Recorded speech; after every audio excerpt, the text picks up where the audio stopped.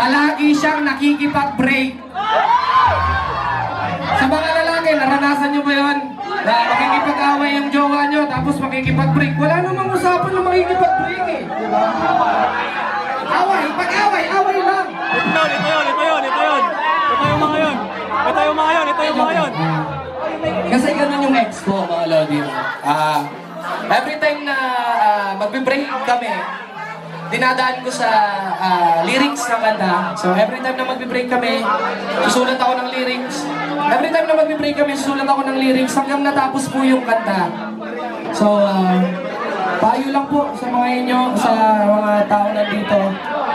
Hanggat nandyan at minamahal kayo, huwag na huwag niyong iiwanan. Diba?